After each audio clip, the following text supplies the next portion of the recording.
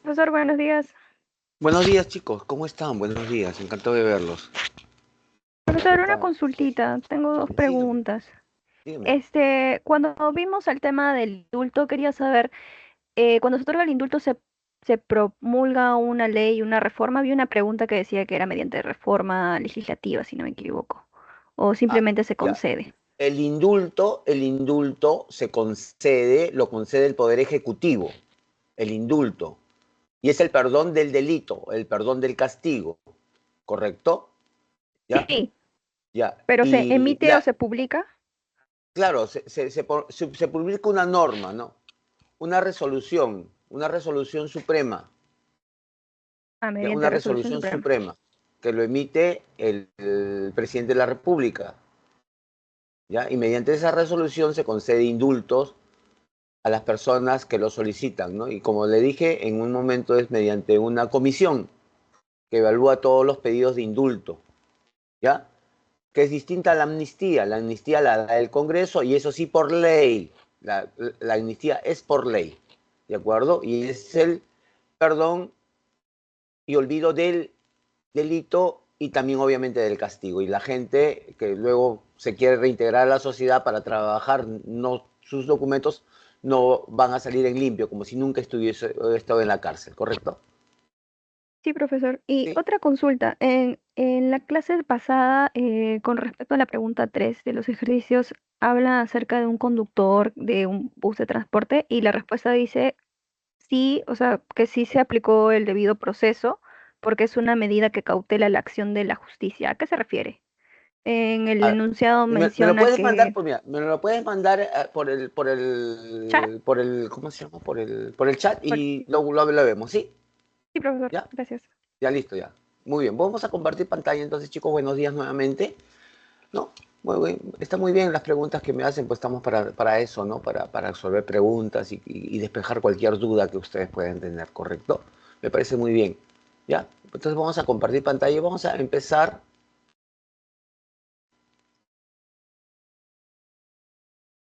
Sí, ya, muy bien. Vamos entonces a empezar por geografía. Geografía, sí. Hoy día nos va a corresponder, chicos, tratar un tema relacionado con la población humana del Perú, ¿correcto? Vamos a ver la estructura, la dinámica y las migraciones. También el índice de desarrollo humano y la organización del espacio rural y urbano. ¿De acuerdo? Muy bien, chicos. Entonces vamos a dar inicio a la sesión del día de hoy con la diapositiva inicial, ¿no es cierto? Muy bien. Cuando nosotros hablamos de la población, ¿de acuerdo? Cuando hablamos de la población, ¿no? Vamos a saber que la población es estudiada por una ciencia llamada demografía, ¿no? Que es la que estudia a la población, ¿no? En algunos casos vamos a encontrarla como disciplina y en otras también la vamos a encontrar como ciencia. Últimamente ya se le considera una ciencia, ¿no? Porque tiene un campo de acción, tiene principios, ¿no? Y se le considera ciencia. Antes formaba parte de la estadística, ¿no? Pero ahora ya se le considera una ciencia, ¿no? Estudia la población, ¿no? Y principalmente va a analizar cuatro aspectos. Que nos van a responder cuatro preguntas, chicos. En primer lugar, el tamaño de la población. En otras palabras, cuántos habitantes existen en un determinado lugar. ¿De acuerdo? Esa es la primera pregunta que van a responder. En segundo lugar, ¿cómo es su estructura? ¿Qué vendría a ser qué características tiene esta población? ¿Cuántos hombres, cuántas mujeres? Por grupos de edades, de acuerdo a su grado de instrucción, ¿correcto? O sea, la estructura de la población, ¿no? Sus características, en otras palabras. Luego, su distribución. La pregunta sería, ¿dónde se encuentra la población? Si se encuentran, ¿en qué región? Costa, sierra o selva, por departamentos, por provincias, por distritos y también por centros poblados, ¿de acuerdo? ¿Dónde se encuentra la población? Y luego, la otra pregunta sería su evolución, ¿no? que sería, la pregunta sería, ¿no es cierto?, ¿cómo ha cambiado la población en el tiempo? ¿No? ¿Por qué la población no es la misma? ¿Por qué cambia? ¿No? Porque hay periodos intercensales, pero un periodo intercensal es el periodo que pasa de un censo a otro censo, ¿correcto? Entonces, ¿por qué en algunos periodos intercensales ha habido un aumento mayor de la población que en otros periodos intercensales? ¿No es cierto? Trata de despejar también esas preguntas, ¿correcto, chicos? Muy bien, muy bien. El instituto, la entidad que se encarga de realizar los censos y muchos estudios relacionados con la población y también relacionados con la economía, con la educación, porque el INEI, el Instituto Nacional de Estadística e Informática, es una institución sumamente importante porque va a recoger información, no solamente de la población, sino también de la economía, de las actividades económicas, ¿no? Y esa información es importante, ¿por qué? ¿No es cierto? Porque se va a realizar diagnósticos sociodemográficos y se van a recoger insumos, datos, información para tomar decisiones. ¿Quiénes van a tomar decisiones? Las autoridades, ¿de acuerdo? Las autoridades. ¿Y esto para qué va a ser? Para planificar el desarrollo nacional. ¿Correcto? ¿Correcto? Entonces, eso es importante, por eso es importante conocer a la población. Es básico conocer a la población porque eso nos va a saber, nos va a dar a conocer cómo es la población, qué características tiene, dónde vive, cuáles son sus problemas principales, si tienen luz, si tienen agua, si se están educando, ¿no? ¿No? ¿Cuál es la estructura de edad? ¿Cuántos niños hay? ¿No? ¿Cuántos adultos hay? ¿Cuántas personas adultos mayores también existen? ¿No es cierto? Entonces, toda esa información, chicos, se procesa, ¿de acuerdo? Y luego nos va a dar, ¿no es cierto?, una valiosa información, ¿no es cierto?, que van a ser insumos para tomar decisiones y planificar el desarrollo nacional, ¿correcto? También nos va a permitir, ¿no?, identificar a las poblaciones beneficiarias de políticas y programas sociales, ¿de acuerdo? Muy bien, muy bien. Ahora, entonces, es el INEI la institución que realiza este recojo de información, ¿no? Y tenemos entre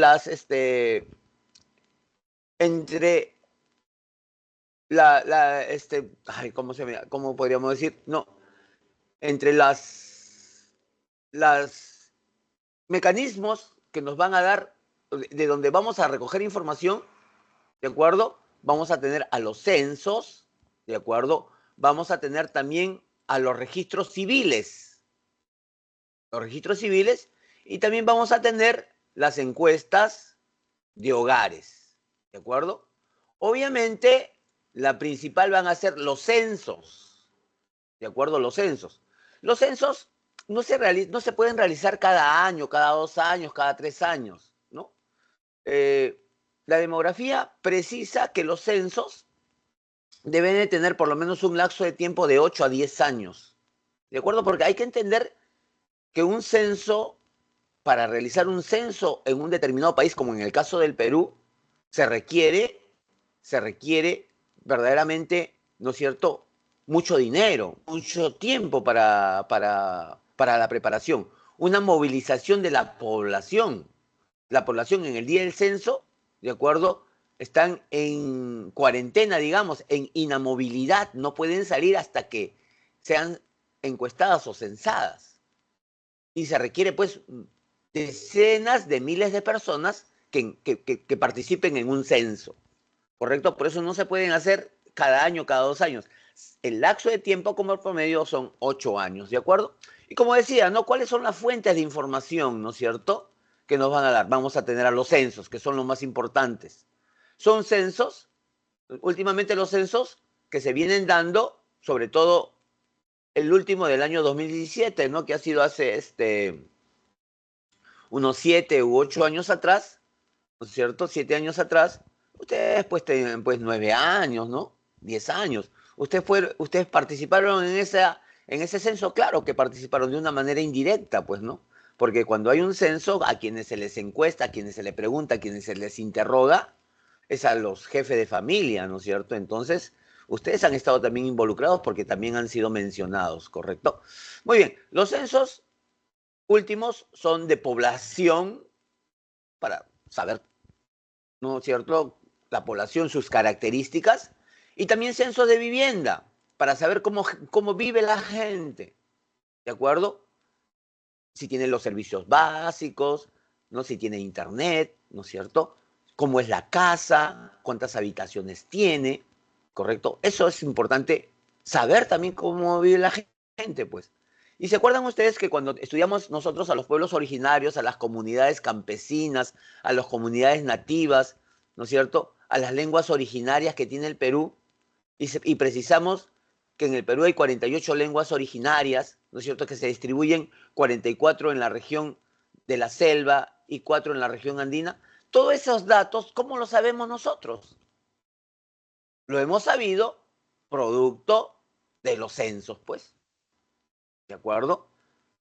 ¿Cómo sabemos nosotros que cuántos aguajunes hay, cuántos achanincas hay, cuántos chipivos conivos existen y dónde viven?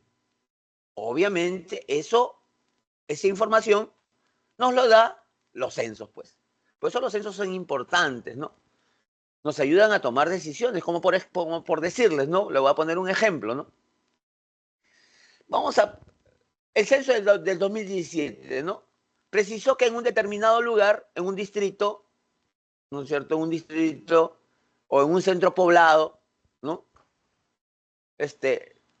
Hay un buen porcentaje de niños que tienen entre 0 y 3 años. Un buen porcentaje de niños que tienen entre 0 y 3 años. ¿Correcto? Esos niños, obviamente, van a crecer y cuando tengan, y dentro de 3, 4 o 5 años, esos niños van a tener también otras necesidades. ¿Cómo qué necesidades? La necesidad de educación, pues. De repente en ese centro poblado hay un solo colegio nada más, con una sola aula. Entonces, una autoridad, al recoger esa información, se tiene que adelantar a las necesidades que van a aparecer. Eso es lo que se conoce con el nombre de un estadista. Un presidente, una autoridad, pero principalmente un presidente de la República, tiene que ser un estadista. Un estadista no tiene nada que ver con la estadística, chicos, sino tiene que ver con el manejo del Estado, la organización, ¿de acuerdo? Es el Estado. Entonces toma decisiones. Allá, en este lugar, hay niños, ¿de acuerdo?, de 0 a 3 años, en una muy buena cantidad. Dentro de unos 4 o 5 años, esos niños necesitan ir al colegio del nivel primaria. Pero en este lugar solamente tenemos un colegio de educación primaria y con una aula nada más. Entonces no voy a esperar que los niños crezcan y recién tomar la decisión de aumentar el número de aulas, sino tengo que yo prepararme y adelantarme a las circunstancias. Eso, obviamente, lo voy a hacer cuando tengo información. Y la información me lo va a dar el INEI y los censos. ¿Correcto? Muy bien. También puede darse en el sentido de la vivienda. Un distrito en el censo del año 2017 reportó de que la mayor parte de la población del distrito X no tiene los servicios básicos. Entonces, caramba, ¿no? ¿Qué hago yo como autoridad? Simplemente recojo esa información y la guardo y no le doy solución a los problemas de los ciudadanos. Tengo yo que intervenir. Allá, en tales lugares no hay servicios básicos. Tengo yo que proveer como Estado de esos servicios básicos a esta comunidad. ¿Correcto, chicos? Muy bien. Entonces, para eso nos sirven conocer a la población. Otra fuente de información son los registros civiles. Los registros civiles, chicos, están en las municipalidades, ¿de acuerdo? Y los registros civiles son los lugares donde se inscriben nacimientos, defunciones, matrimonios, cambio de estado civil, ¿de acuerdo? ¿Y por qué? ¿Por qué? Porque hay la necesidad de conocer esa información. ¿De acuerdo? ¿Dónde la gente nace? ¿Dónde la gente muere? ¿Dónde la gente cambia de estado civil? ¿Correcto? Y eso tiene que estar todo registrado, pues. Y para eso están las municipalidades. Y para eso tienen su oficina de registros civiles. ¿No es cierto? No sé si ustedes alguna vez habrán tenido en su mano su partida de nacimiento, pues, ¿no es cierto? Uno se tiene que inscribir en el lugar donde nació.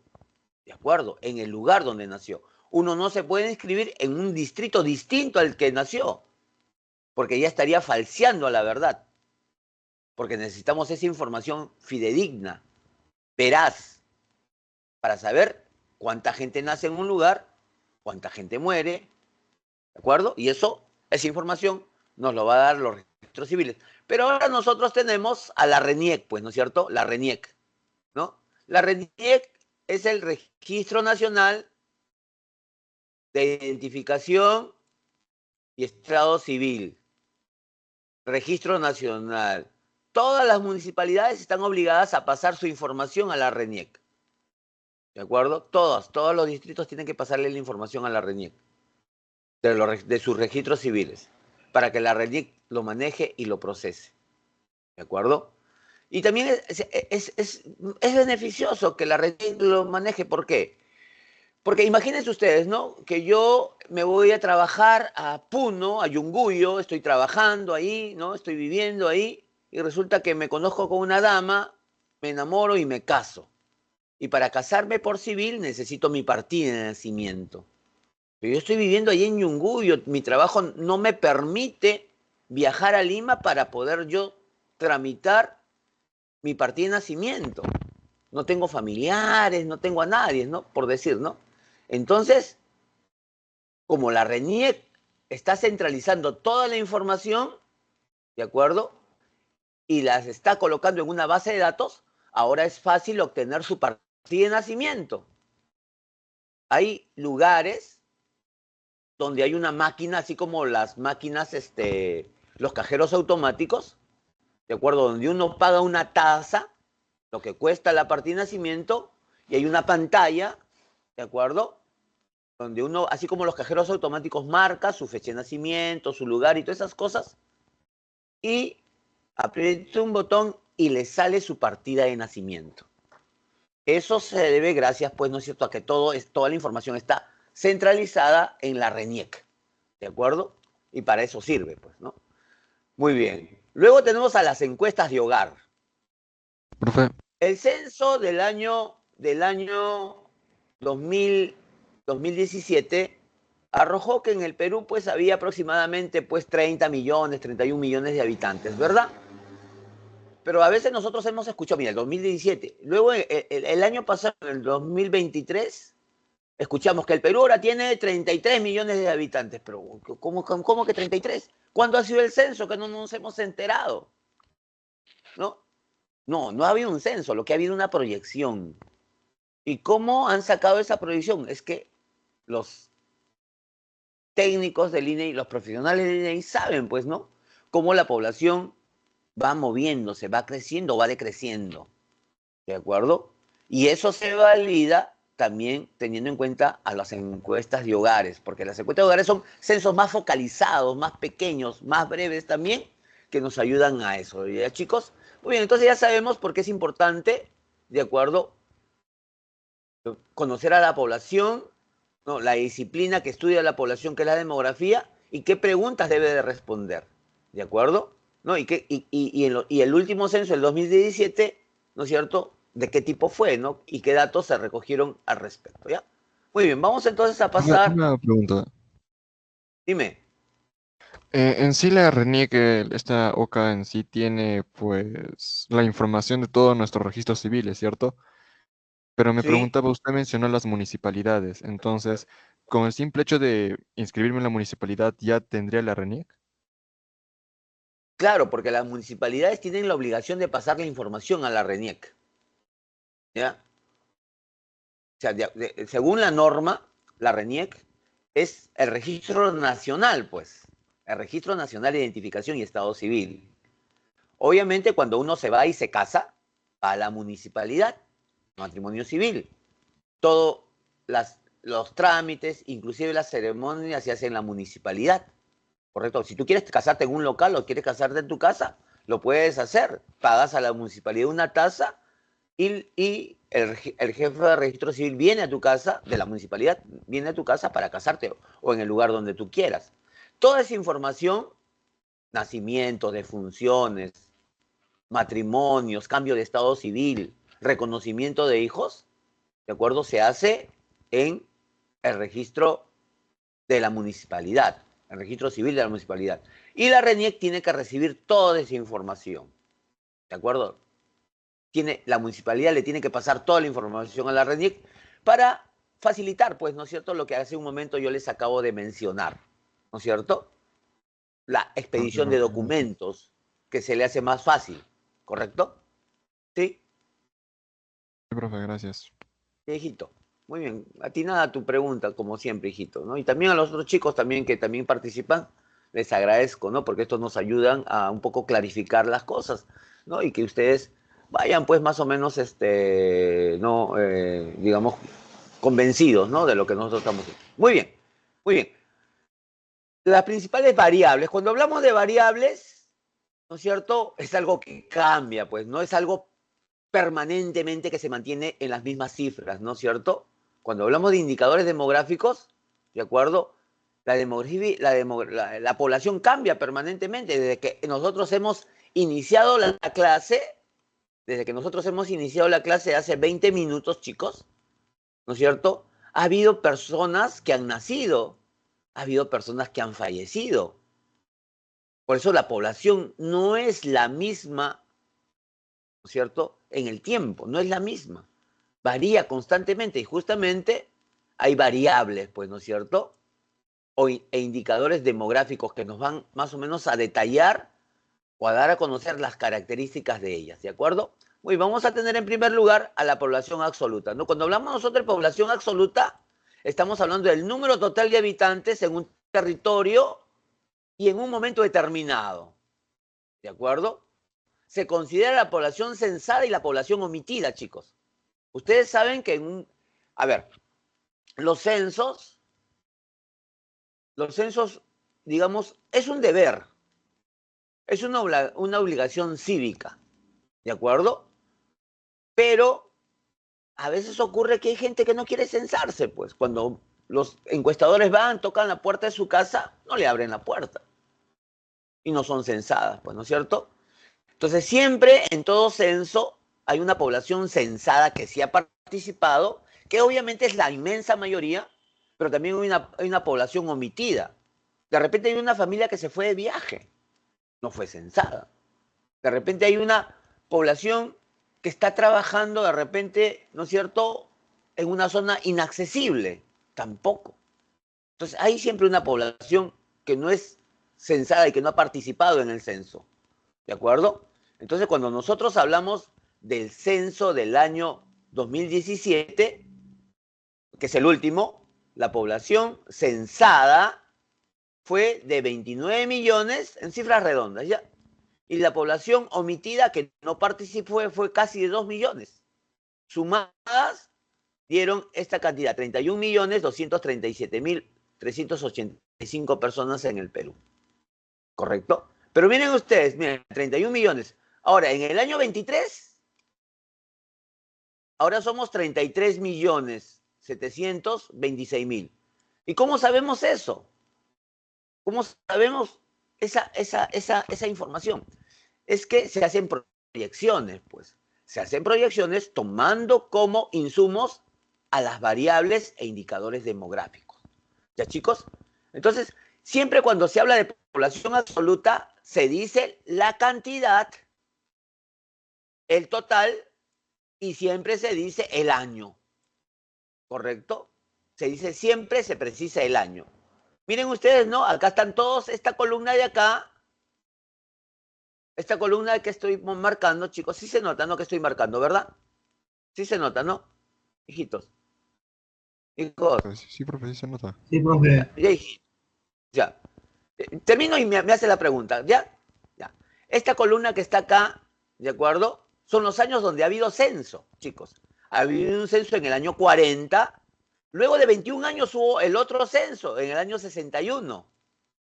Luego de 11 años hubo otro censo en el año 72. Luego de 9 años hubo otro censo en el año 81. ¿Correcto? Luego de 12 años hubo otro censo en el año 93.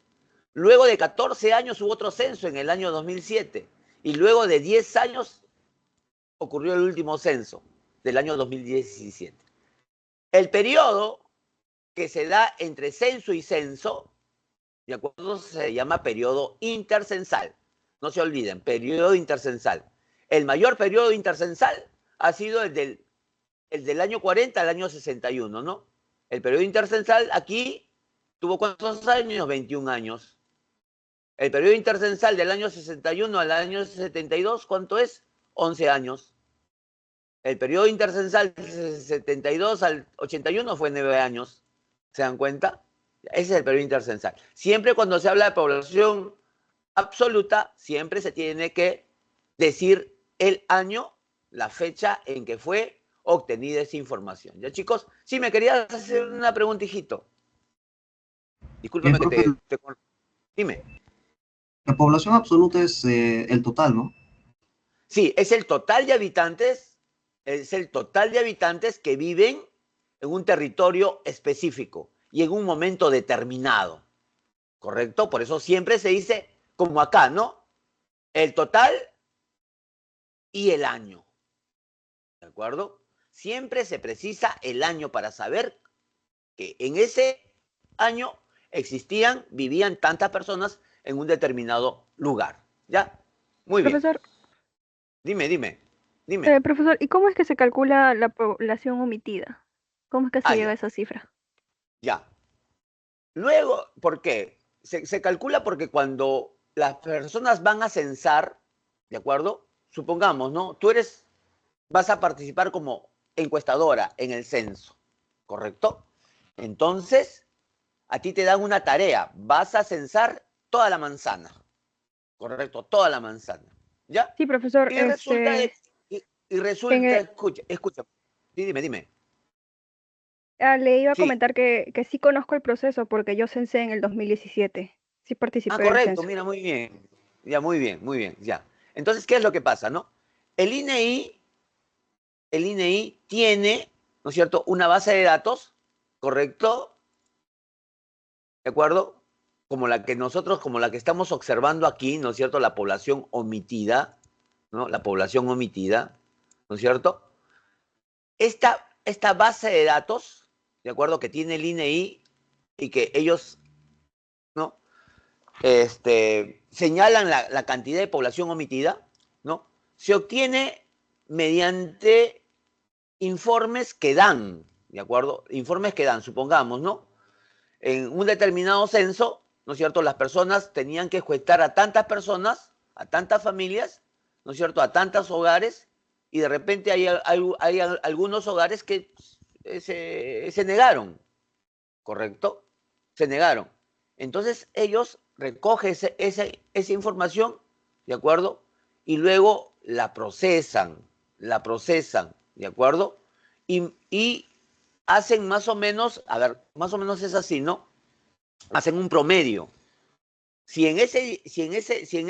Digamos, en esa manzana vivían 10 hogares, 10 familias, ¿de acuerdo? Y en una de los hogares no fue encuestado, ¿de acuerdo? Y fueron encontrados, sí, 9 hogares, se saca una media, más o menos, se saca una media, ¿ya? Si en esos 9 hogares la media era de 4 personas, también en ese hogar debieron de haber 4 personas, ¿de acuerdo? Entonces, esa información, ¿correcto? Luego se va a sumar con las otras informaciones de los censos de otros lugares, ¿correcto? Y luego se saca pues un promedio y se precisa la cantidad de personas que no han sido censadas. Y miren ustedes acá, ¿no? Miren ustedes acá. ¿Por qué la población omitida en el año 2017, miren la cantidad, casi 2 millones de personas. ¿Correcto? Casi 2 millones de personas. Y que es superior inclusive en porcentaje a la de 2007, porque el 2007 fue, miren, 800.000. ¿A qué se debió? Es que hay mucha gente, miren, y eso ocurrió en el último censo, ¿no? Por ejemplo, en mi barrio, ¿no? Había vecinos que no, había un vecino, ¿no? Que no abrió su puerta. ¿Por qué? Porque hay personas que tienen de repente miedo, ¿no? Porque habían escuchado, ¿no? De que por ahí se filtró, ¿no? Una información. No abran la puerta porque de repente se hacen pasar rateros como encuestadores y les van a desvalijar su casa, les van a vaciar su casa. Entonces no abrían la puerta, pues, ¿no es cierto? Eran personas a veces que vivían ancianos o personas solas, probablemente, ¿no? Que desconfían y no intervinieron, ¿no es cierto? Pero es así como se recoge, ¿no? Se saca una media, ¿no? Que es más o menos como te estoy precisando. No sé, de repente tú tienes alguna otra información que puedas de repente abonar. Y nos parecería genial. Sí, profesor, eso quería saber. O sea, en realidad vendrían a ser datos más o menos por ahí aproximados, ¿no? No tan Claro, exactos. aproximado, claro, aproximado. Porque hay que entender que hay mucha gente, ¿no es cierto?, que viaja, ¿no? Que viaja, ¿no? Las familias viajan, están en otro lugar, se van a Machu Picchu, se van al Cusco, se van, ¿no? Entonces, uno sabe que solamente se censa a las personas que viven, que están residiendo en el lugar. No se puede censar a las personas que están de tránsito, ¿sí? Muy bien, vamos a continuar. Muy bien. Otra es la densidad poblacional, la densidad poblacional. Y la densidad poblacional es el número promedio de habitantes que viven en una determinada extensión territorial. ¿De acuerdo? Es el número promedio de personas que viven en un país por kilómetro cuadrado. Por kilómetro cuadrado, ¿de acuerdo? Muy bien, aquí y acá está, pues, ¿no? La operación, ¿no? La densidad poblacional, ¿no? Se divide la población absoluta con la superficie total, ¿no es cierto? Y nos va a arrojar cuántos habitantes por kilómetros cuadrados existen. Ahora, ¿esto qué nos va a permitir? Nos va a permitir conocer dónde se concentra la población, chicos. ¿Dónde se concentra la población? ¿De acuerdo? Ya. Ahora, yo les quiero, a ver, chicos, miren, miren, a veces nosotros nos equivocamos porque pensamos que en el mundo hay un montón de gente y si reunimos a todos esos más de 8.000 millones de personas que hay en el mundo, ocuparían el espacio de un país. Si lo juntamos a todos, ocuparían el espacio de un país. Le voy a demostrar que no es así, chicos. ¿De acuerdo? En cifras redondas, chicos, vamos a poner que en el mundo hay 8.000 millones de personas, ¿de acuerdo? 8.000. A ver. Yo quiero que ustedes entiendan esto, ¿no? Son 8.000 millones de personas, ¿de acuerdo? Millones de personas, ya en cifras redondas. Muy bien. Si a cada persona del mundo, chicos, miren, escuchen, si a cada persona del mundo, si a cada persona de las 8.000 le damos un metro cuadrado, ¿de acuerdo? ¿Cuántos kilómetros cuadrados necesitaríamos para juntar a esas 8.000 millones de personas? Vamos a ver. Un kilómetro cuadrado es igual a ¿cuántos metros cuadrados? Un kilómetro cuadrado, ¿cuántos metros cuadrados tiene? 1000. No, es 1.000 por 1.000. 1.000.000 Ah, sí, cierto. de Sí, sí, metros lo explico, cuadrados. Ya, sí. chicos, un kilómetro cuadrado tiene 1.000.000 de metros cuadrados. ¿De acuerdo? Ya, muy bien. Entonces, si a cada persona del mundo, de estas 8.000, le damos un metro cuadrado, en un kilómetro cuadrado entrarían, ¿cuántas personas? ¿Cuántas personas entrarían? Si a cada persona le damos 1 metro cuadrado, ¿cuántas personas entrarían, pues? Un Un millón, pues. millón. Claro, 1 millón. 1 millón de personas en 1 kilómetro cuadrado. Son 8.000 millones de personas. Entonces, ¿cuántos kilómetros cuadrados se necesita para poder juntar estas 8.000 millones de personas? 8.000 Simple. kilómetros cuadrados. 8.000 kilómetros cuadrados, correcto. 8.000 kilómetros cuadrados. Chicos, ¿saben cuántos kilómetros cuadrados tiene Tacna? Tacna tiene más de 16.000 kilómetros cuadrados. Tacna, hijos, tiene más de 16.000 kilómetros cuadrados. Es el segundo departamento más pequeño, ¿ya? Del Perú. Si nosotros llevamos a todos los habitantes del mundo a Tacna y le damos a cada uno 1 metro cuadrado, todos los habitantes del mundo caberían en Tacna y sobrarían todavía 8.000 kilómetros. Todos los habitantes del mundo caberían en la mitad de Tacna, chicos. Así es, lo estoy demostrando. Lo estoy demostrando. ¿De acuerdo? Entonces, ¿qué es lo que pasa con la población? Primero, la población está concentrada en determinados lugares, pues. ¿Recuerdan ustedes cuando nosotros estudiamos el tema de biomas? ¿Dónde había menos población? En los desiertos, zonas sumamente muy complicadas para habitar. No va a haber gente en la tundra por el frío.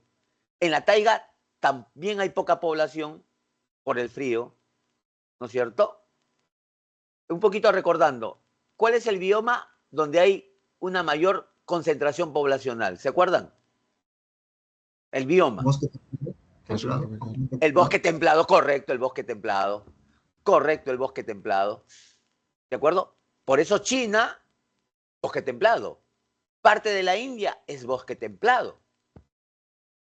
Europa es bosque templado. América del Norte, la parte este, es bosque templado. ¿Se dan cuenta? Entonces, la población busca lugares apropiados para vivir. Clima, buen suelo, ¿no? Recursos. Y eso no lo vamos a encontrar en todo el mundo. En toda la superficie continental no lo vamos a encontrar.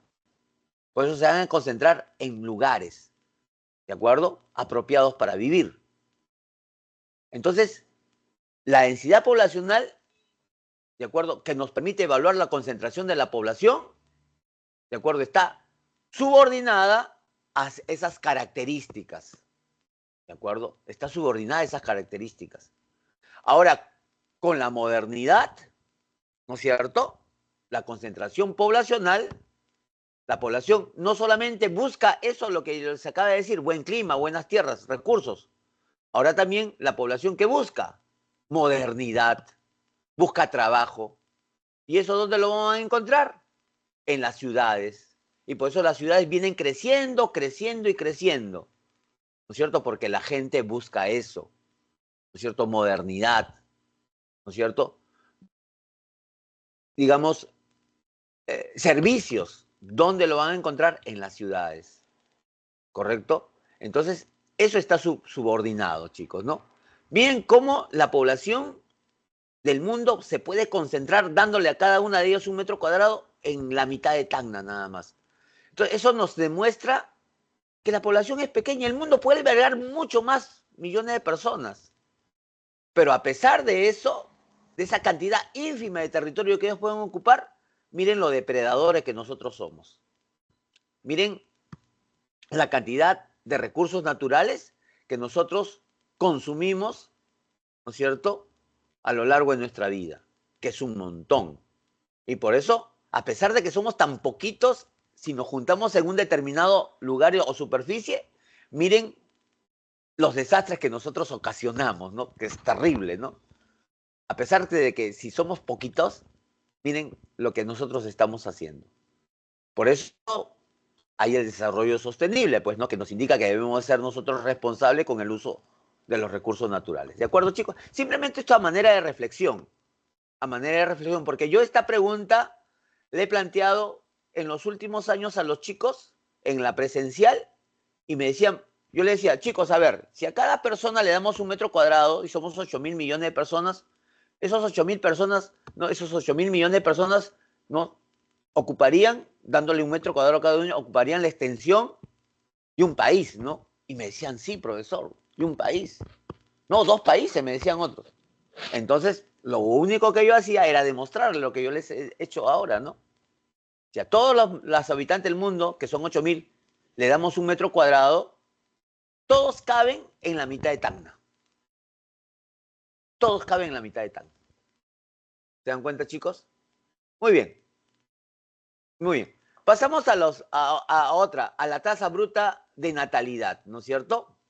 Profe, Ah, no, acá no. La tasa bruta de fecundidad. La tasa bruta de fecundidad. Dime.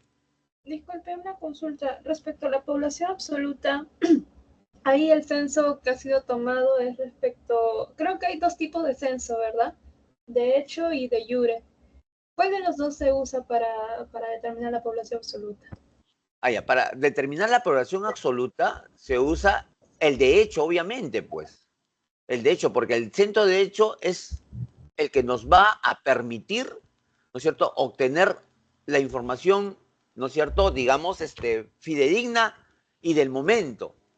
Porque, chicos, también hay otro tipo de censos, ¿no? Hay los censos continuos también, ¿no? Los censos continuos es que a la población se le censa no en un solo día, un día domingo como usualmente es, sino se le censa en un periodo de tiempo, que puede ser un mes, ¿no es cierto? O sea, es un censo continuo, ¿no? No es en un solo momento, sino en un periodo de tiempo más largo, ¿no? Pero usualmente, ¿de acuerdo? Es últimos tipos de censo lo que se vienen aplicando, ¿de acuerdo? Muy bien, ahora chicos, miren, este sí es importante, ¿no? La tasa global de fecundidad, ¿ya? La tasa global de fecundidad. Es el número promedio de hijos que tendría una mujer al final de su periodo reproductivo, de 15 a 49 años, ¿correcto? Esta tasa viene bajando. ¿Pero a qué se debe que la tasa de fecundidad viene bajando? Por varias razones. A ver, yo creo de que muchos de ustedes, o todos saben, cuántos hermanos han sido la familia de su papá y la familia de su mamá, ¿correcto? ¿Sí? Entonces, esta pregunta también yo la hago en clase, ¿no? Y saco solamente una muestra, ¿correcto? Entonces yo pregunto y siempre me dicen, ¿no? A ver, hijo, ¿quién ha tenido más hermanos, tu mamá o tu papá?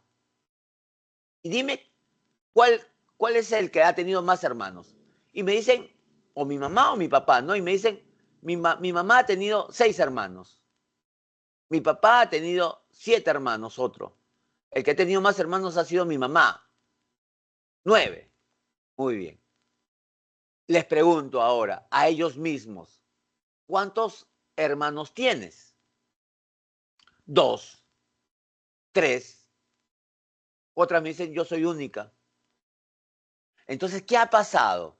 Ha ocurrido que la generación anterior, la generación de sus padres, que es mi generación, éramos de familia numerosa.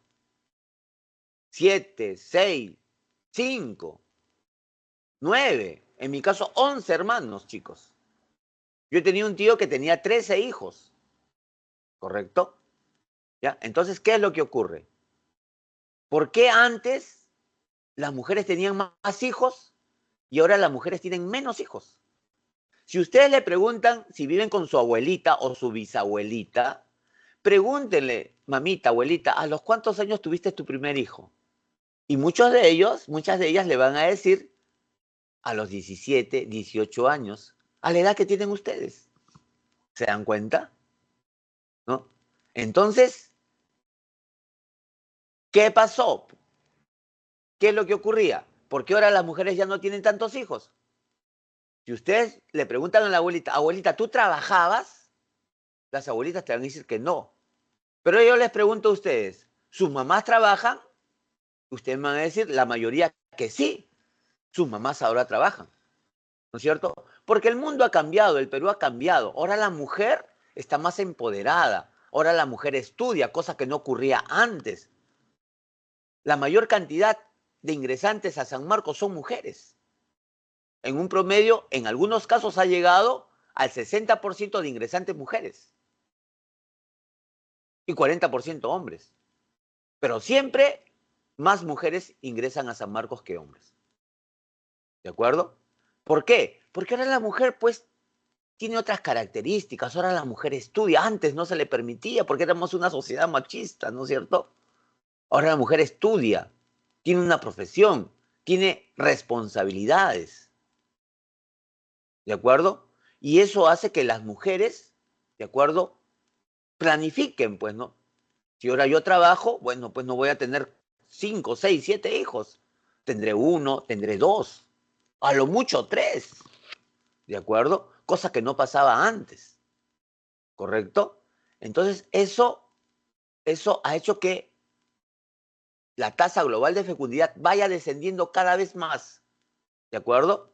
Y el ejemplo es lo que yo le pongo, pues, ¿no?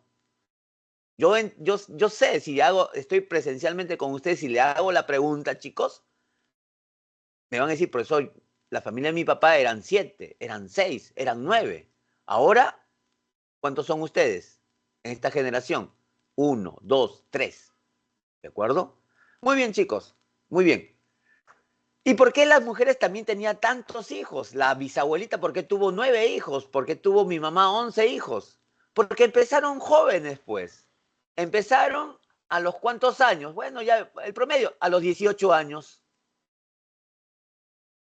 Y una mujer, imaginemos que empieza a tener su primer hijo a los 18 años y que tenga el último hijo a los 40 años. 40 menos 18 son 22 años de fecundidad. 22 años de fecundidad, ¿correcto? Y en esos 22 años, ¿de acuerdo? Hay muchas mujeres que tenían un hijo cada 2 años. Y en 22 años, como en el caso de mi familia, nosotros somos 11 hermanos y somos escalerita. La diferencia es entre uno y otro 2 años, porque mi mamá empezó joven, pues. Mi mamá tuvo su primer hijo a los 18 años. Salió embarazada, obviamente, a los 17. ¿De acuerdo? Y eso también ha pasado con sus abuelitas, con sus bisabuelitas, con sus tatarabuelitas. Empezaron jóvenes y terminaron a los 40 años y tuvieron 8, 9, 10 hijos. Cosa que no ocurre ahora, pues. Ahora hay una planificación. ¿Por qué? Porque hay una responsabilidad que están asumiendo las mujeres fuera del hogar. ¿De acuerdo? Por eso la tasa global de fecundidad ha caído, miren. Ha caído, miren, ¿no? Aquí, en el año 2000 eran de casi 3 hijos. Y en el año 2020, según las proyecciones, solamente 2 hijos. Miren cómo ha caído, ¿no es cierto? Viene cayendo. Viene cayendo la tasa global de fecundidad por las razones que yo les acabo de mencionar. ¿Ya, chicos? Muy bien. Pasamos ahora a la tasa bruta de mortalidad, que tiene que ver con las defunciones. Ana, primero es la de natalidad, ¿no? A ver, estoy pasando muy rápido, creo, chicos. A ver, pero un ratito. Sí, la de natalidad, ¿no? Los nacimientos, ¿no? Aquí tenemos el número de nacimientos por cada 1000 habitantes. Y esto viene cayendo también. Miren acá, miren cómo está la tasa bruta de natalidad en el Perú, miren. Miren, en el año 40 y viene teniendo un descenso, ¿no es cierto? Viene cayendo, ¿no? ¿De acuerdo? Miren, en el censo del 72, ¿no es cierto? Eran 42,1 por cada 1000 habitantes que nacían. En el censo del 2007, menos de la mitad, por cada 1000 habitantes nacían 20. Y la proyección para el año 2021 era de 18 por cada 1000 habitantes. están teniendo las mujeres ahora menos hijos, pues, ¿no? Esto valida lo que yo les comenté hace un momento, sobre que ahora, ¿por qué? Porque ahora las mujeres, las casadas, tienen menos hijos que en la generación de sus padres. ¿De acuerdo, chicos? A ver, muy bien, vamos a ver.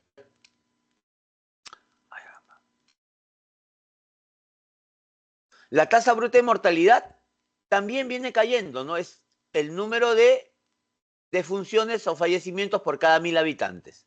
También viene cayendo. ¿De acuerdo? Miren, la tasa de mortalidad ha descendido de 12,9 por 1000 habitantes en el periodo intercensal 61-72. En este periodo, el promedio fue de, por cada 1000 habitantes morían 13, ¿no? Cifras redondas. ¿Y qué pasó? En el periodo intercensal 93-2007, cayó a la mitad. En el periodo anterior, morían 13 personas por cada 1000 habitantes. Ahora mueren menos, 6 personas. ¿Y a qué se debe eso, chicos? A varias razones. En primer lugar, a un mayor acceso de la población a la salud. La salud antes era un poco difícil, ¿no? Ahora hay programas de salud, como por ejemplo el SIS, el Sistema Integral de Salud, que cobertura pues a la gente que no tiene recursos para poder asistir a los hospitales y ser atendida de manera gratuita. ¿De acuerdo? También sabemos nosotros que el desarrollo de la medicina ha permitido que enfermedades que antes causaban muchas muertes ahora ya no causen ninguna, o prácticamente han desaparecido. Les doy un ejemplo concreto, ¿no? Bien. Mi mamá,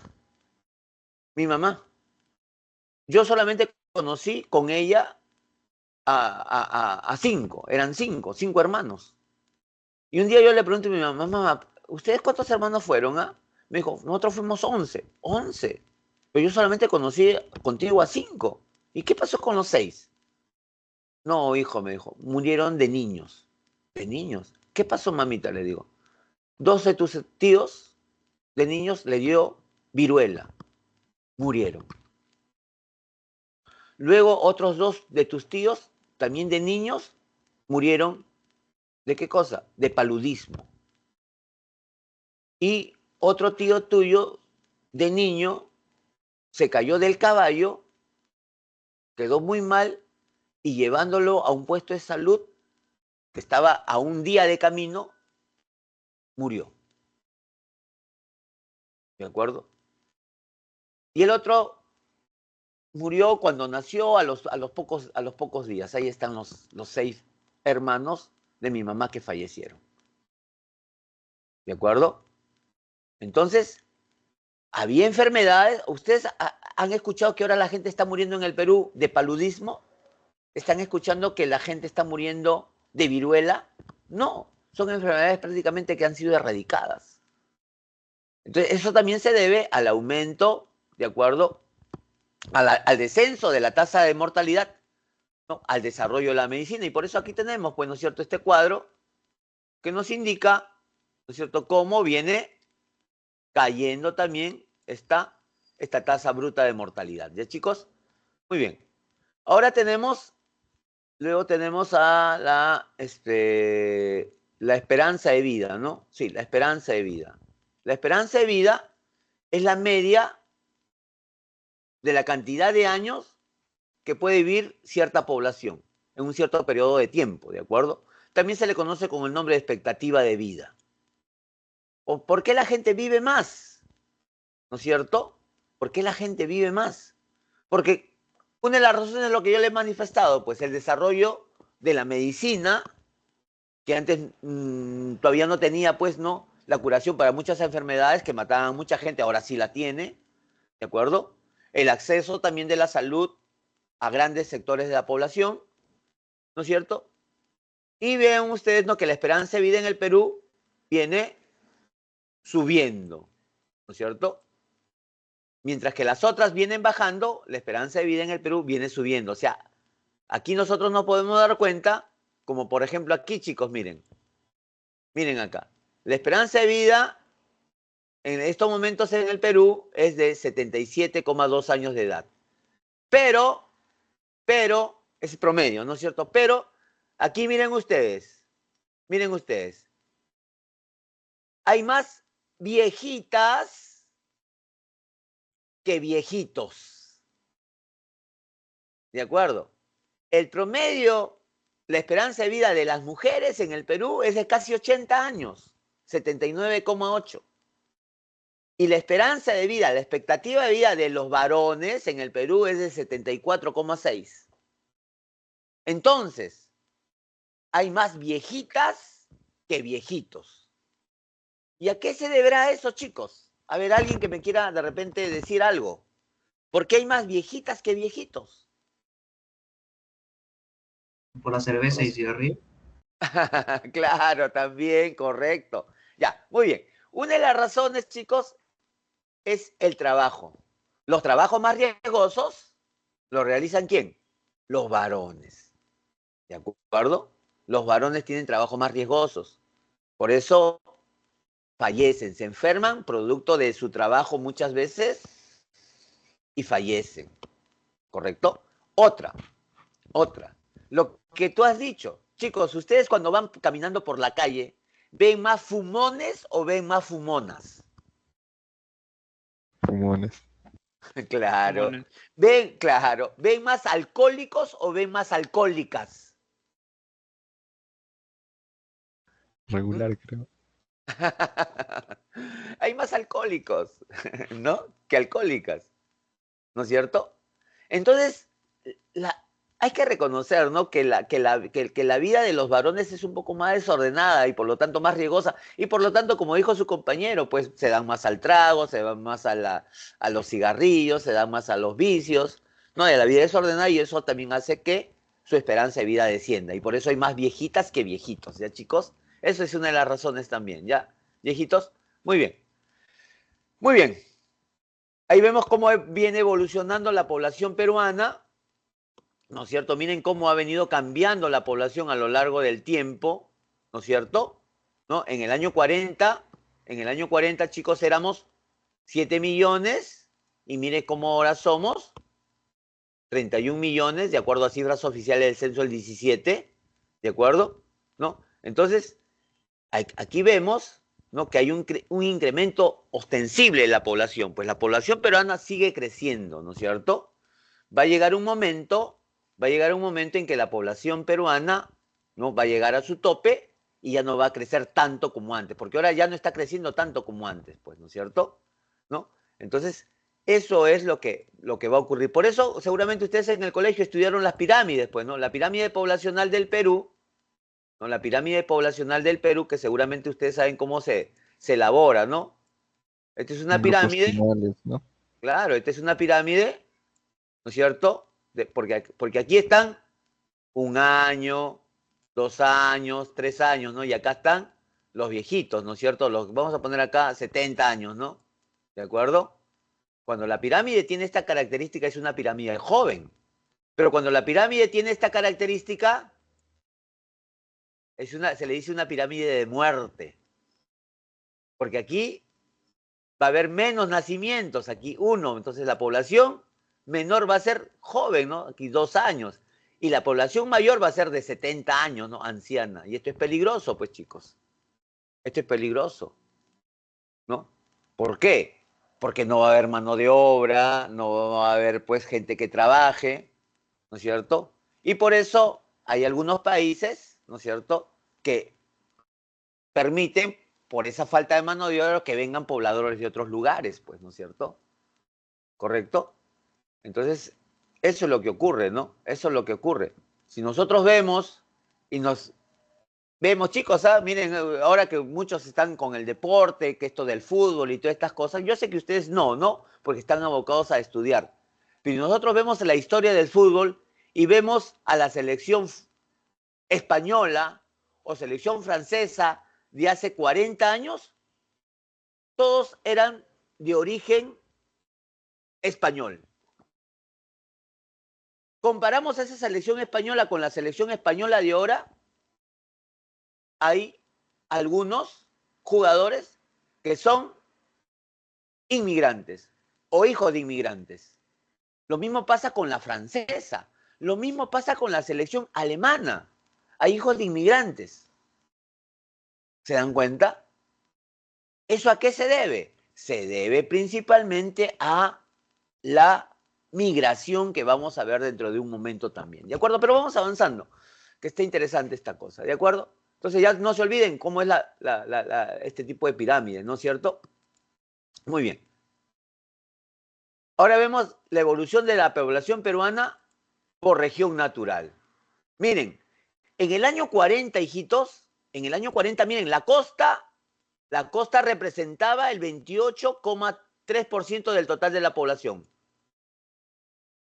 La sierra en el año 40 representaba el 65% del total de la población. Y la selva solamente representaba del total de la población el 6,7%. ¿Qué ha pasado luego de 77 años? ¿Qué pasó con la población? Por región natural. Cambió totalmente, chicos. La literación, ¿no? Y Claro, la salvatización. claro.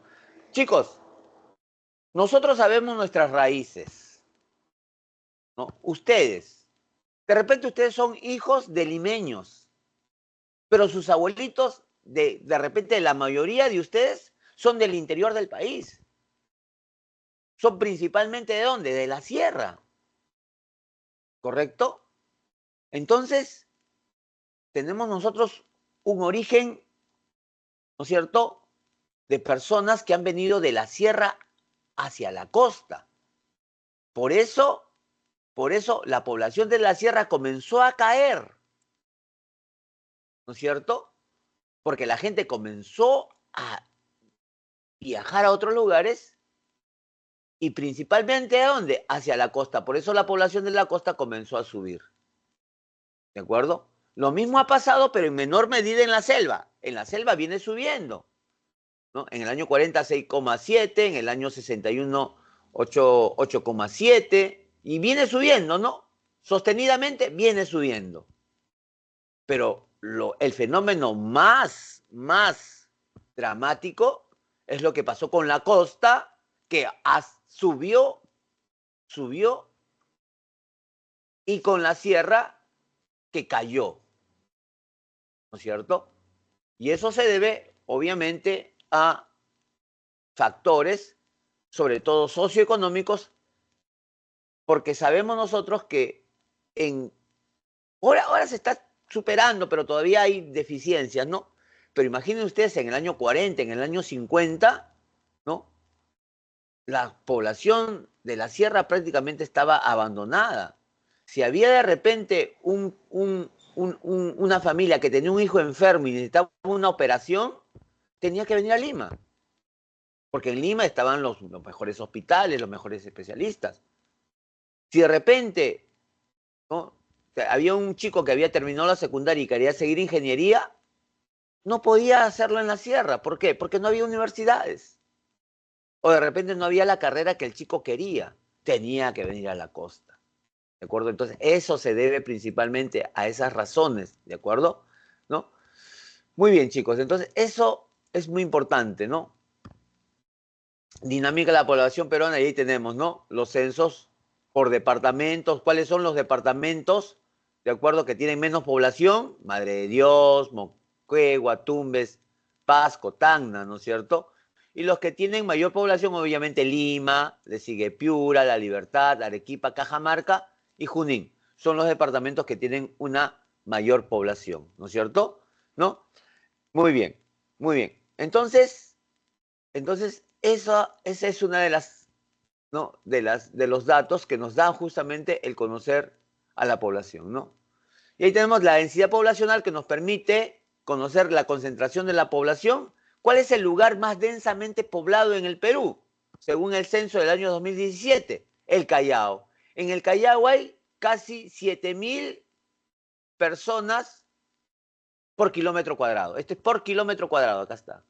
Kilómetro cuadrado. ¿Correcto? Le sigue Lima, ¿correcto? Lima, con 272 habitantes por kilómetro cuadrado. Lambayeque con 82 y La Libertad con 69. La densidad poblacional del Perú en el año 93 del siglo pasado era casi 18.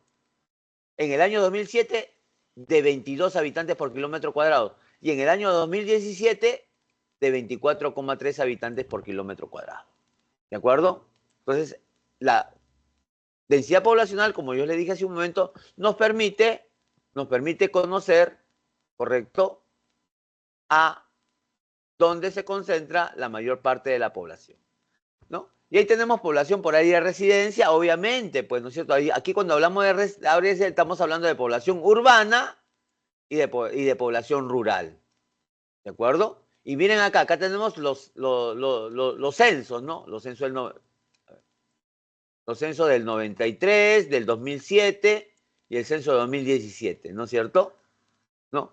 Y vemos acá, ¿no es cierto?, cómo se viene, ¿no es cierto?, moviendo la población por área de residencia, ¿no? Por área de residencia, ¿no?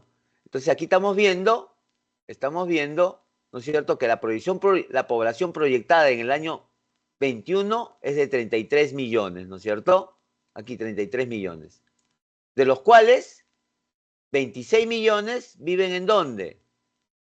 Viven en la zona urbana, en las ciudades. Y 6 millones viven en la zona rural. Y eso también es peligroso. ¿Por qué? Pues porque la zona rural se sigue despoblando y ustedes saben que la zona rural es una especie de despensa, sobre todo de Lima. Pues si no hay mano de trabajo, no va a haber agricultura, no va a haber ciertas actividades que en estos momentos, de acuerdo, son importantes. Y aquí está la estructura porcentual, ¿no? El porcentaje, ¿no es cierto?, ¿no? El 81,5% vive en la zona urbana en el Perú y el 18,5% solamente vive en la zona rural. ¿De acuerdo? Muy bien, chicos. Y la población por grupos de edad, que también, ¿no?, que también es interesante analizarla. ¿Por qué? Porque miren ustedes, por grupos, 3 grupos de edad, ¿no? De 0 a 14, de 15 a 59 y de 60 más años. Esos son los 3 grupos de edad que están acá. Los 3 grupos de edad. ¿De acuerdo? Pero miren ustedes, vamos a la parte de abajo en cuestiones porcentuales, ¿no?, que son más digamos, fáciles de observar. ¿Correcto? Miren ustedes. ¿Qué ha pasado con la población de 0 a 14 años? En el 93 representaba el 37%. En el 2007 cayó al 30%. Y en el 2017 siguió cayendo al 26,4%. La proyección al año 2021 es que sigue cayendo 24%. ¿Esto qué nos demuestra? Que hay menos nacimientos, pues, chicos. Que hay menos nacimientos. Mientras que la población de 15 a 59 años viene creciendo. ¿Correcto? 56%, 60%, 61% y 62%. Y la población de más de 60 años también viene creciendo. 7% en el año 93, en el 2007 9,1%, en el 2017 11,9%, casi 12%, y la proyección al año 21 era de 13%. Entonces, ¿con esto qué podemos validar? Que la población de menor edad viene descendiendo. ¿Y eso se debe a qué? A una menor cantidad de nacimientos, pues, chicos. ¿De acuerdo? Una menor cantidad. Y ahí está, pues, ¿no?, la pirámide de la población, ¿no es cierto? Ahora, por grupo de edad, ¿no?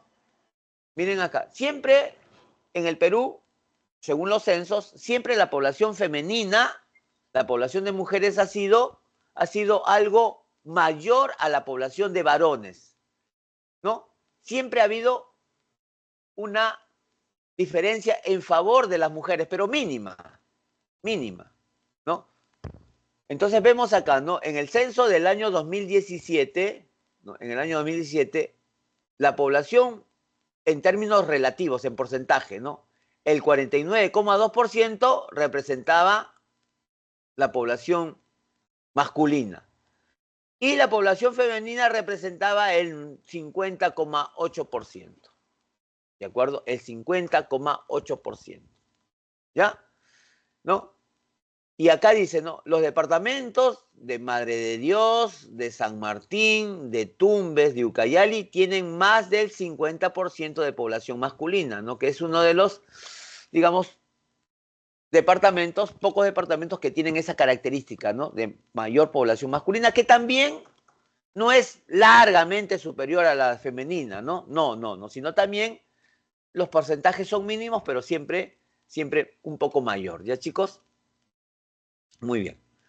La tasa de crecimiento global, miren, el crecimiento natural, chicos, el crecimiento natural de la población, ¿de acuerdo? Tiene que ver con los nacimientos y las muertes. Ese es el crecimiento natural, ¿correcto?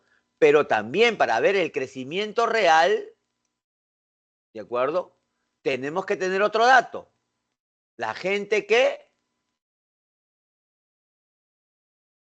Migra. inmigración, que llega, inmigrante es el que llega, y la gente que emigra, la gente que sale del país. ¿Correcto? ¿Correcto? ¿Eso cómo se llama? Se llama tasa neta de migración. ¿De acuerdo? Esto es tasa neta de migración. ¿De acuerdo? ¿De acuerdo? Entonces, así se obtiene la tasa de crecimiento real. Cómo crece la población, ¿no es cierto? Y aquí estamos viendo, ¿no es cierto?, que la población en el Perú sí ha venido creciendo. Claro que ha venido creciendo, ¿correcto? Pero como vemos acá, el techo, el tope fue en el periodo intercensal 61-72 y 72-81. Miren, ahí la población creció 2,8%, 2,6%. Pero a partir de ahí comenzó a caer, miren. Crecía, claro que crecía. ¿Y por qué crece? Porque todavía la población es joven, pues. ¿De acuerdo? Siguió creciendo 2%, ¿de acuerdo? Siguió creciendo, pero menos, 1,6%, ¿correcto? Y luego 1%, ¿no? Entonces, eso está haciendo ver que nosotros, nuestra población, porque ahí el INEI ha proyectado, ¿no? Ha proyectado. Probablemente en el año 45 la población peruana sea de 50 millones. Pero los especialistas del INEI dicen que cuando el Perú llegue a los 50 millones, la población se va a mantener casi estable, va a tener la misma cantidad. Si hay de repente si hay una diferencia, va a ser una diferencia mínima, pero va a llegar un momento en que la población del Perú se va a mantener. Chicos, ¿cuál es el país de América del Sur donde la población se mantiene, no crece? No decrece, ¿ah? Pero no crece. ¿Venezuela? Uruguay. Uruguay. Si ustedes comienzan a investigar y buscan los datos de la población de Uruguay de hace 20 años, la población casi se ha mantenido. Oscila entre los 3 millones de habitantes. ¿De acuerdo? ¿No? Entonces hay un equilibrio ahí, ¿no? Hay un equilibrio ahí, ¿no? Entonces se deben a muchas razones también, pues, ¿no? Que son distintas a las de nuestro país, ¿no? Uruguay es un país, probablemente, ¿no? Montevideo sea más que Buenos Aires, ¿no? La ciudad más europeizada de América, ¿no? Algunos dicen que es Buenos Aires, no, pero es Montevideo, ¿no es cierto? Y hay mucha gente, pues, ¿no? Que es también la misma educación, ¿no? La misma cultura, ¿no? En Uruguay es prácticamente cero analfabetismo, ¿no es cierto? ¿No? Hay un buen nivel de vida, si bien es cierto, no están pues en el IDH muy alto, pero sí ya se están acercando, ¿no? Y sobre todo la gente, pues, ¿no es cierto?, es bastante responsable en muchas cosas, y sobre todo, pues, en esta situación, ¿no?, del crecimiento de la población, ¿no?, que es una de las características justamente de Uruguay, ¿de acuerdo? Y las migraciones, chicos, ¿no? Aquí, la migración, pues, migrar es moverse, ¿de acuerdo? Migrar es moverse, pero con una característica, ¿de acuerdo? La característica es que la persona que migra tiene el ánimo de residir, de vivir en un lugar. O sea, las migraciones están relacionadas, ¿de acuerdo? Cuando las personas quieren residir en un determinado lugar. ¿De acuerdo? En un determinado lugar. ¿Ya?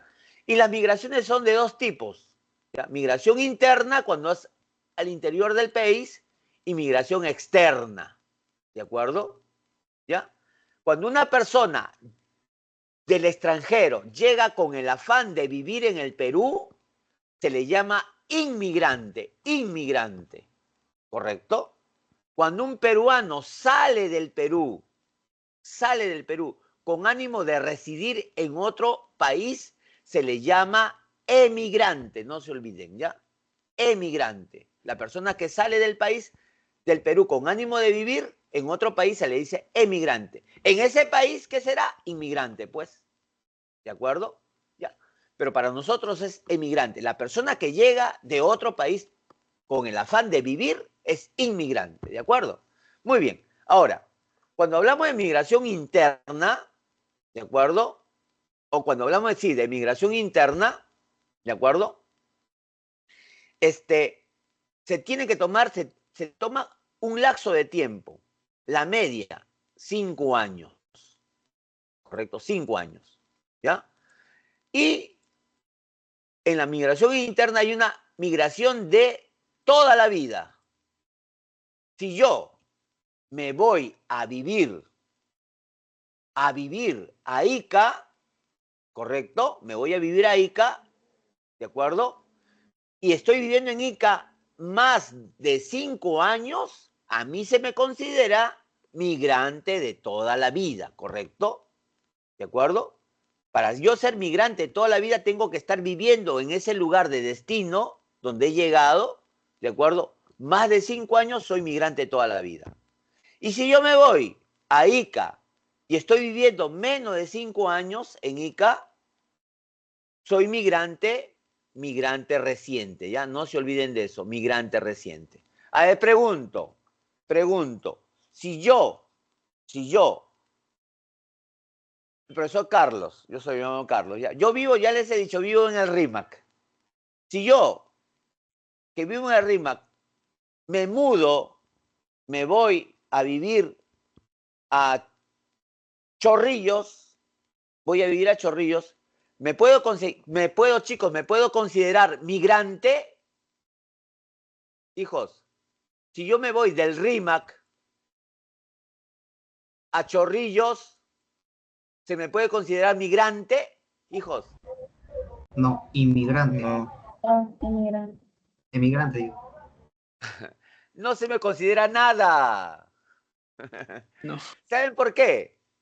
Porque para ser migrante tengo que cambiarme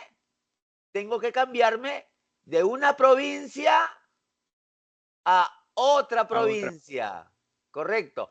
O de un departamento a otro departamento. Ahí soy migrante. Ya, chicos, soy migrante. Si yo, Barranco y el RIMAC está dentro de la provincia de Lima. Si yo me voy de un distrito de la misma provincia, ¿de acuerdo? No soy migrante. Para ser considerado migrante, tengo que salir o de mi provincia e ir a vivir a otra provincia o cambiarme de departamento con afán también de vivir. ¿De acuerdo, chicos? Esa es, ¿de acuerdo? Esa es, ¿de acuerdo? Una consideración que ustedes tienen que tomar en cuenta para que una persona pueda ser considerada migrante. Si yo me muevo, me cambio de domicilio al interior de una provincia, ¿correcto? Me voy de un distrito a otro distrito de una misma provincia, no soy migrante. Me he mudado, me he cambiado de domicilio, pero no soy considerado migrante. Para ser considerado migrante, chicos, tengo que cambiarme de una provincia a otra o de un departamento a otro departamento. ¿Ya, chicos? No se olviden de esa característica. ¿Ya, chicos? Muy bien, muy bien.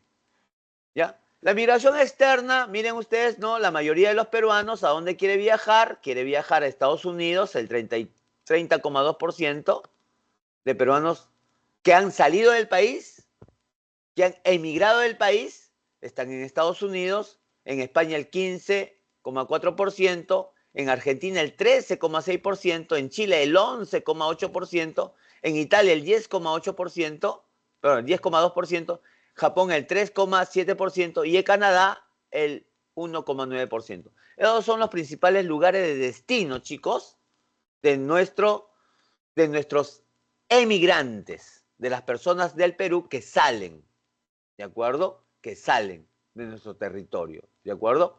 Muy bien. Y miren ustedes, no nos alarmemos de la cantidad de venezolanos que han salido de su país. Entre el año 90 y el año 2019, que son casi 30 años, ¿verdad? 30 años. Oficialmente salieron del Perú más de 3 millones de habitantes. Más de 3 millones, miren chicos. 3 millones. Oficialmente, ¿ah? Porque hay mucha gente que también ha salido del país sin reportarse. Hay algunos que dicen que hay más de 4 millones de peruanos en el extranjero. 4 millones. Pero miren, en un lapso de 30 años, son bastantes peruanos, ¿verdad? Son bastantes peruanos. Entonces, lo que nos asombra a nosotros de la llegada o de la emigración de venezolanos de su país hacia otro país, ¿de acuerdo? También han salido millones. Dicen que han salido 6 millones. Pero lo característico es que esos 6 millones de venezolanos que han salido de su país lo han hecho en un periodo corto de tiempo. En un periodo corto de tiempo. ¿De acuerdo? De 6 años o 7 años han viajado, han salido de su país 6 a 7 millones de personas. Pero miren en el Perú, ¿no? En 30 años, 4 millones, que también es un montón de gente. ¿De acuerdo? No nos admiramos porque ha sido en un periodo de 30 años. Lo que ha pasado en Venezuela, ¿no es cierto?, nos admira bastante porque han salido en un corto periodo de tiempo.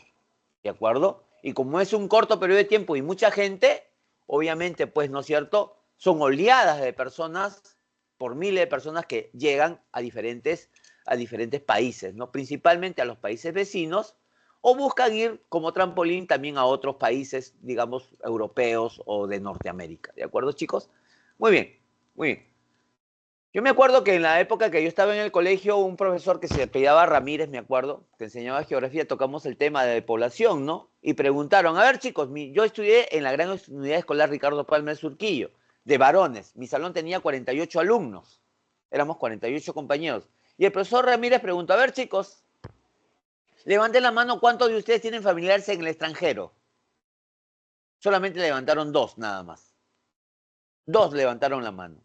Si yo al salón virtual que tengo con ustedes le digo, levanten la mano cuántos tienen familiares en el extranjero, la mayoría me va a decir que tiene familiares en el extranjero. La mayoría. ¿Por qué? Porque esta es una característica de los tiempos actuales, de la globalización, el viajar, el migrar. ¿De acuerdo? ¿No? Entonces, la cosa es obviamente así. ¿Ya, chicos? Muy bien, vamos a continuar. Y ahí tenemos la migración externa. Lamentablemente, los que salen más son jóvenes, pues miren ustedes, ¿no? Entre 30 y 49 años, el 40%. Entre 15 y 29 años, el 30% prácticamente, ¿no? Entre ellos ya dan casi el 70%, más del 70%. Gente joven. Y lo peor de todo, chicos, es que hay mucha gente que salen como, por ejemplo, ¿no? Aquí, en categoría ocupacional, profesionales, científicos, intelectuales, el 10%. Y muchos de estos profesionales, chicos, científicos, ¿dónde se han formado profesionalmente, académicamente? En universidades estatales. Ustedes cuando ingresen a San Marcos, chicos, ¿de acuerdo? Ustedes les cuestan bastante plata al Estado. Bastante plata al Estado. El promedio, hace unos 4 años, ¿de acuerdo? Antes de la pandemia, cada estudiante le costaba al Estado mensualmente, cada estudiante universitario, le costaba al Estado, chicos, 300 soles. 350 soles, 400 soles como promedio. Como promedio.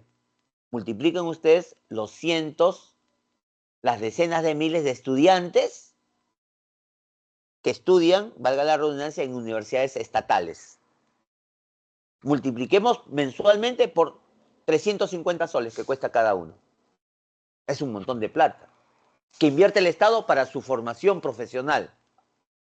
Pero lamentablemente, a veces no hay trabajo, no hay oportunidades.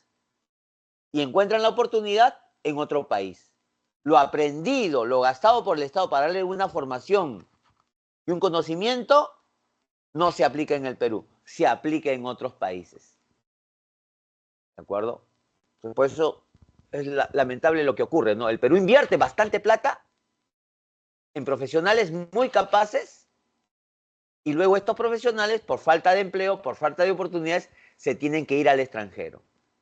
Entonces el Perú invirtió por las puras, ¿no es cierto? Porque uno invierte, ¿para qué? Para tener beneficios en su país, ¿de acuerdo? Y ahí están los extranjeros, ¿no? Los que más han llegado, obviamente, del total del 100%, ¿no? Los inmigrantes venezolanos representan el 86,8%. Y ahí tenemos otros países, ¿no? Colombia 3,3%, Ecuador 1,1%, Estados Unidos el 1%, ¿de acuerdo? Muy bien, chicos. Y luego tenemos el espacio rural urbano, ya para terminar. Miren, los centros poblados urbanos tienen esta característica. Las casas están unas al lado del otro, ¿no?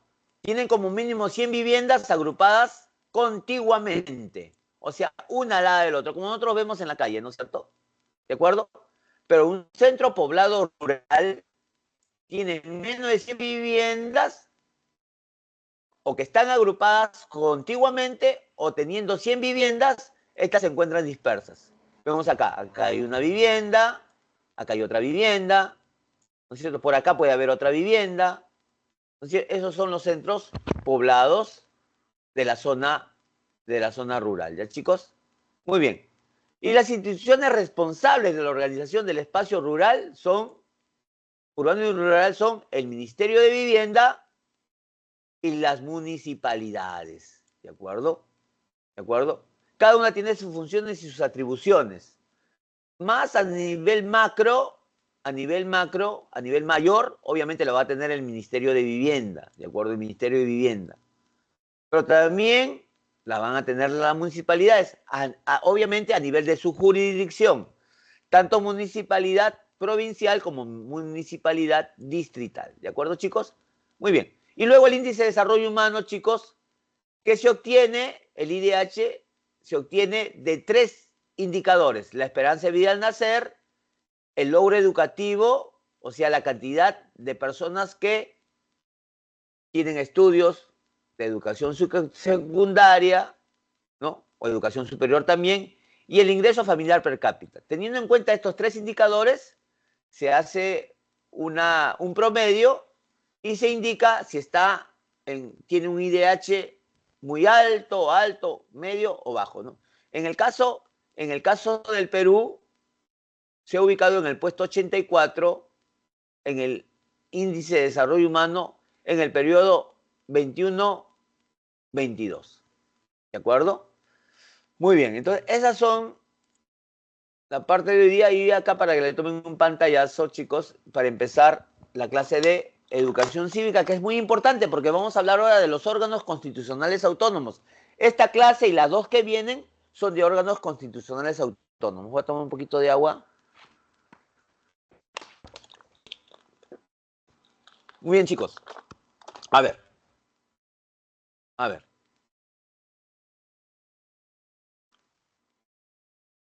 Chicos, los órganos constitucionales autónomos, como su nombre lo dice, son creados por la Constitución Política del Perú. Son creados por la Constitución Política del Perú, ¿de acuerdo? Sus funciones son especializadas y se rigen por la Constitución que las creó y las leyes orgánicas que las regula, que las organiza, ¿de acuerdo? Entonces, estos órganos constitucionales autónomos, chicos, ¿correcto? van a apoyar a los poderes del Estado en cumplir con su función. Van a apoyar a los poderes del Estado en cumplir con su función. Recuerden ustedes que el Poder Ejecutivo convoca elecciones, pero no las puede ejecutar, no las puede realizar. ¿Por qué?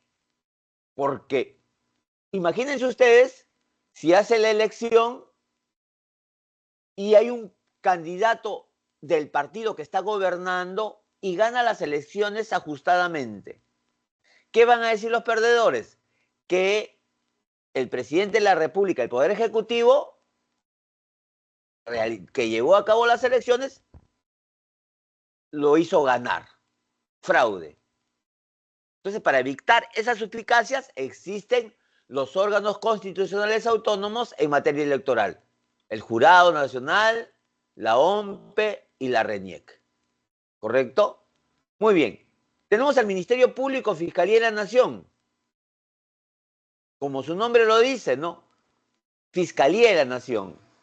Interviene cuando se cometen delitos y representa a la sociedad. ¿De acuerdo? Entonces, cuando se comete un delito, cuando se atrapa a algunos delincuentes como narcotraficantes, ¿quién los acusa? La Fiscalía de la Nación. ¿De acuerdo? Investiga, presenta las pruebas y finalmente el juez va a dar un veredicto, evaluando las pruebas de la parte acusatoria o de la parte de la defensa. ¿De acuerdo? Entonces, el Ministerio de Justicia, perdón, el Ministerio Público o Fiscalía de la Nación está apoyando al Poder Judicial en administrar justicia. ¿De acuerdo? Muy bien. Hoy día entonces nos corresponde hablar de la Contraloría General de la República en primer lugar. Es el ente rector del Sistema Nacional de Control. ¿De acuerdo? Es la institución más importante del Sistema Nacional de Control. ¿Cuál es la misión? Dirigir y supervisar con eficiencia y eficacia el control gubernamental orientado a su accionar al fortalecimiento y transparencia de la gestión de las entidades. En otras palabras, la Contraloría de la República, ¿de acuerdo? La Contraloría de la República va a fiscalizar la buena marcha, el buen uso, ¿de acuerdo?, de los bienes y de los recursos del Estado, como vamos a ver dentro de un ratito. El Contralor, que se llama Nelson Schack Yalta, ¿de acuerdo?, es, correcto, propuesto por el presidente de la República, o sea, por el Poder Ejecutivo. Esta propuesta, ¿dónde es llevada? Es llevada a la Comisión Permanente del Congreso, ¿correcto? Y es la Comisión Permanente la que da luz verde o luz roja a esta propuesta del Ejecutivo. ¿De acuerdo? Si el Congreso está de acuerdo con esa propuesta que ha mandado el Ejecutivo, se aprueba. Y si no, se desaprueba. Y tienen que haber otros candidatos, otras propuestas para ser Contralor General de la República. El cargo dura 7 años. 7 años dura el cargo. ¿Correcto? ¿Ya? Muy bien. Ahora, ¿cuáles son las funciones de la Contraloría? Tiene varias funciones. Está relacionado con el uso adecuado de los recursos del Estado. Ustedes saben, chicos, que el Estado tiene bienes, tiene recursos, pero esos bienes y esos recursos no se conducen solos, son conducidos por personas. Y muchas veces las personas pueden cometer alguna irregularidad, falta o delito, si es mucho más grave. ¿De acuerdo? Por eso supervisa la legalidad de la ejecución del presupuesto del Estado. Recuerden ustedes que el presupuesto de la República es aprobado por el Congreso de la República, ¿no es cierto? Y ha sido presentado por el Poder Ejecutivo, ¿no es cierto? En el presupuesto está detallado todo el dinero que se le va a dar a los ministerios, a los poderes del Estado, a los órganos constitucionales autónomos, la partida presupuestal para cada uno de ellos. ¿Qué cosa se va a hacer? ¿De acuerdo? Entonces es la Contraloría quien fiscaliza, se ejecuta, cómo se lleva a cabo, cómo se gasta el presupuesto del Estado. ¿De acuerdo? Por eso fiscaliza la ejecución del presupuesto, también de las regiones y de las municipalidades. Chicos, todas las entidades públicas están sujetas bajo el control de la Contraloría General de la República. Los poderes del Estado, los ministerios, de acuerdo, las Fuerzas Armadas, la Policía Nacional, toda entidad pública está bajo escrutinio de la Contraloría General de la República. ¿De acuerdo? Muy bien, muy bien, muy bien. Por eso acá dice, los actos de las instituciones sujetas a control. ¿Ya? Muy bien. Ahora, y aquí tenemos, ¿no? ¿A quién se le fiscaliza? Al gobierno central y sus entidades, a los gobiernos regionales y locales, a las instituciones y empresas que pertenecen a ellas, las unidades administrativas del Poder Legislativo, del Poder Judicial y del Ministerio Público, a los organismos constitucionales autónomos también, y a las empresas del Estado. A todas ellas, de acuerdo, la Contraloría puede intervenir para ver qué cosas están haciendo con los bienes y los recursos del Estado. Ahora, si la Contraloría encuentra deficiencias, obviamente la Contraloría va a tener que denunciar, de acuerdo, a las personas que han cometido esa falta o el delito, ¿de acuerdo? Y si han cometido un delito, que es el delito de corrupción, obviamente se van a ir a la cárcel, ¿ya? Muy bien. Pasamos al Banco Central de Reserva, que también es muy importante, chicos. El BCR va a preservar la estabilidad monetaria, ¿de acuerdo? ¿Y qué cosa es preservar la estabilidad monetaria? Es que el sol se mantenga estable, que no suba ni que baje, ¿de acuerdo? Que el sol se mantenga estable. Cuando suba, suba, pero de a poquito en poquito, ¿de acuerdo? Ese es mantener la estabilidad monetaria. También mantener la estabilidad monetaria es, chicos, un ejemplo, que yo ahora con 10 soles puedo comprar, voy a poner un ejemplo, ¿no? 4 latas de leche con 10 soles.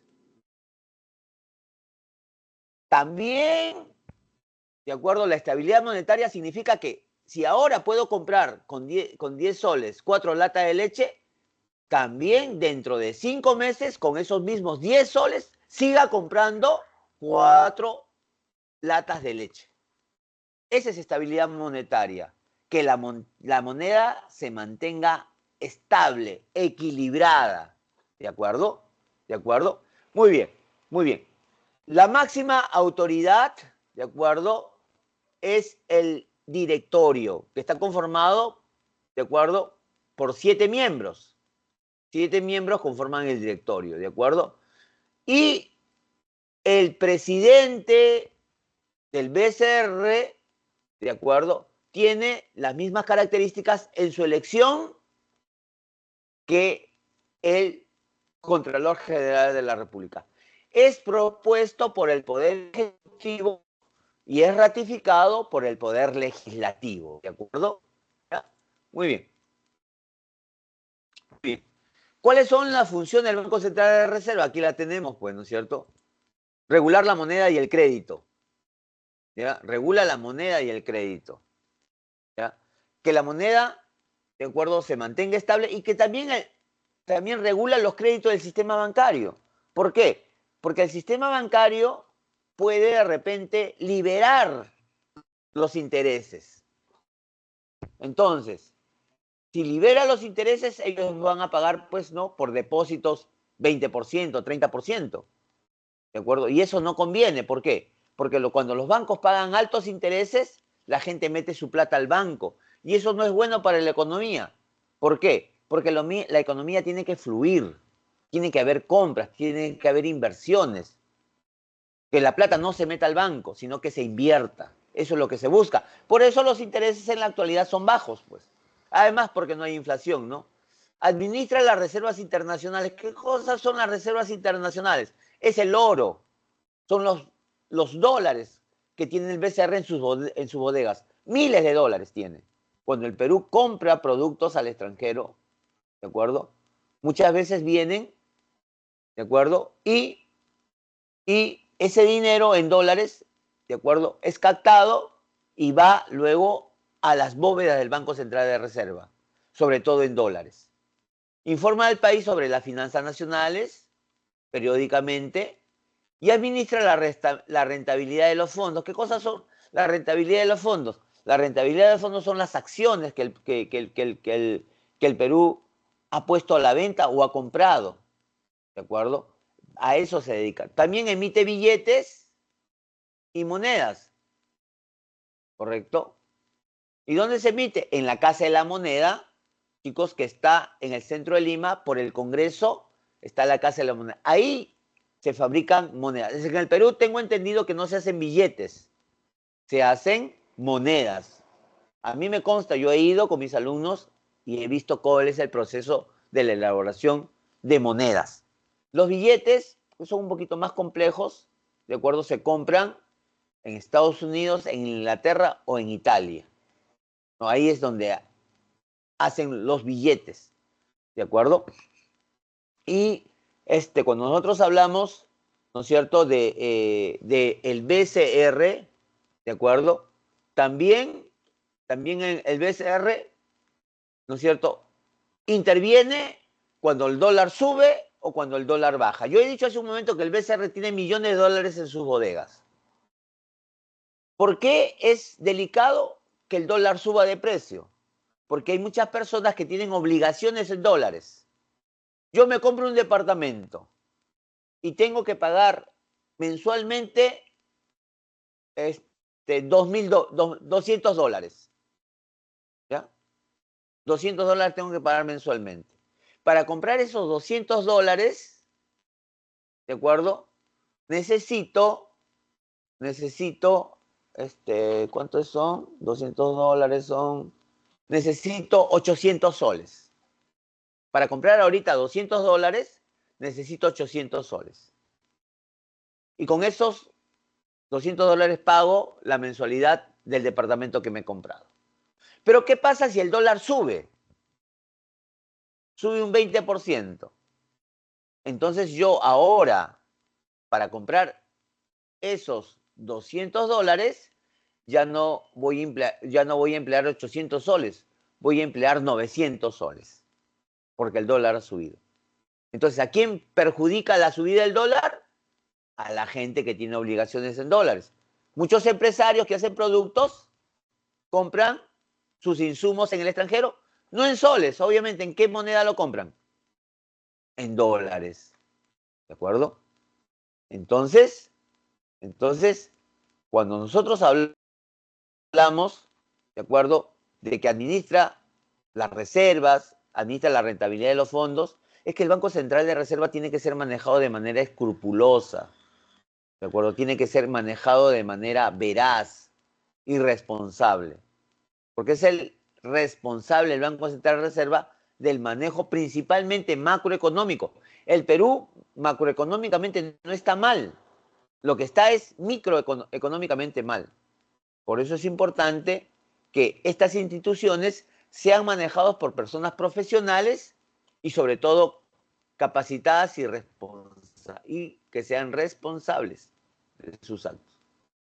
La Superintendencia de Banca y Seguros, ¿qué controla? Controla, chicos, ¿de acuerdo? O protege a los intereses del público, cautelando la solidez económica y financiera de empresas supervisadas.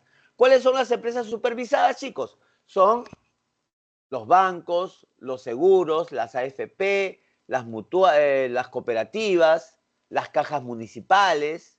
Eso es lo que controla la SBS, ¿de acuerdo?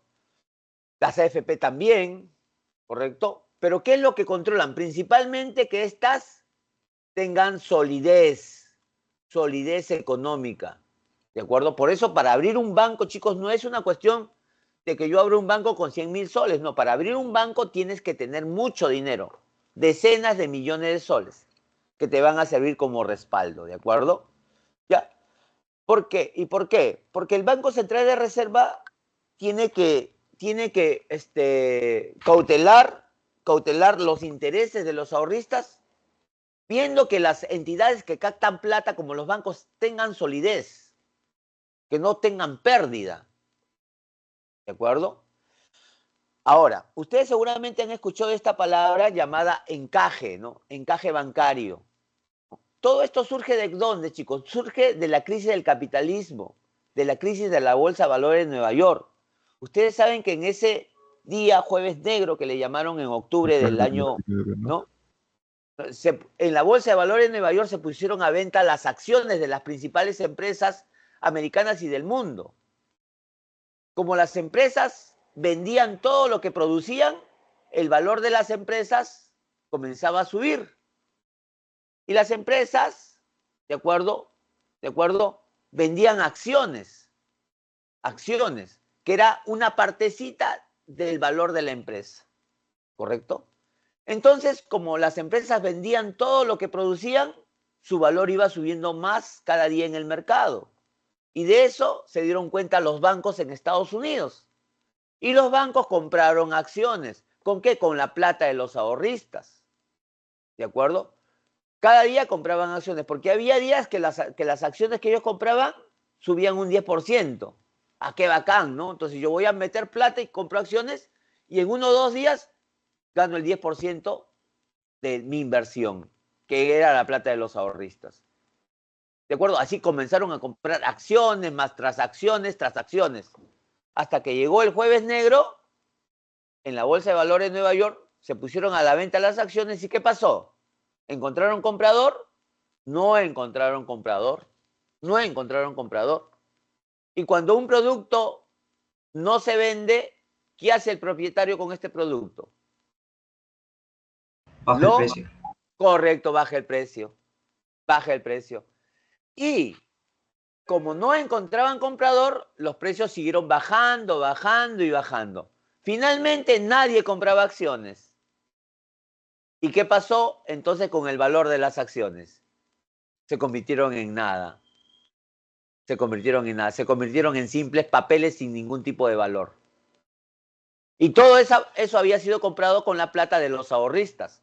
Cuando los ahorristas se fueron al banco, cuando se enteraron, fueron al banco a pedirle explicaciones, que le devuelvan su dinero. ¿Los bancos tenían plata? No, no tenían plata. Porque toda la plata se había invertido en acciones que ahora no valen nada. Muchos bancos quebraron y en Estados Unidos se produjo la gran recesión. ¿Eso repercutió en el Perú? Claro, pues. La caída del gobierno de Leguía tiene como razón la crisis del capitalismo. 29, ¿no? Claro, del 29. Claro. Leguía, como seguramente ustedes han estudiado en historia, Sí. emprendió la modernización del país. Se construyeron caminos, se hicieron obras, irrigaciones, puentes. El país se modernizó. ¿Pero con qué plata? ¿Con la plata que ganaba el Perú o con la plata que le mandaba Estados Unidos? De Estados Unidos, Con la ¿no? plata que le mandaba Estados Unidos. Por supuesto. Y como Estados Unidos entró en recesión, ya no le mandaba plata a países como en el Perú. ¿Y qué pasó con las obras? ¿Qué pasó con las Cayeron obras? los empleos y cayeron Claro. las obras y todo se fue al Las piso. obras se paralizaron, cayeron los empleos y la gente desocupada, desempleada, sin plata. Y en ese momento, los sindicatos, ¿quiénes los controlaban? ¿Quiénes los manejaban? ¿Qué ideología política? La Los prisa, ¿no? los socialistas y luego apareció el APRA. ¿Qué hubiese pasado si Leguía convocaba elecciones? ¿Quién hubiese ganado las elecciones? El APRA. ¿Nuevamente el Partido Civil o hubiese ganado un partido de tendencia socialista? Un partido de Probablemente tendencia socialista. la de ¿Y qué Mariátegui o pasó? ¿Y qué pasó? ¿Le convenía eso a los poderosos? No le convenía. Por eso le dieron un golpe de Estado ¿a quién? A Leguía. ¿Quién le dio el golpe de Estado a Leguía? Luis Sánchez Cerro. ¿no? Sánchez Cerro. Con Sánchez Cerro empezó, o antes empezó, de Sánchez Cerro, con Benavides, el tercer militarismo, llamado militarismo del peligro social, porque los poderosos temían que los sectores populares llegasen al gobierno, tuviesen el poder. Recuerden, el primer militarismo, el militarismo de el triunfo, luego la independencia. El segundo militarismo de la derrota, luego de la derrota en la Guerra del Pacífico. Y el tercer militarismo, que empezó con Benavides, pero que se consolidó con Sánchez Cerro, se llamó el militarismo del peligro social, porque había el peligro de que sectores populares tomasen y controlasen el gobierno y el poder. Y por eso se opusieron y pusieron un gobierno fuerte, un gobierno militar, de tendencia fascista, que fue el gobierno de Sánchez Cerro. ¿De acuerdo?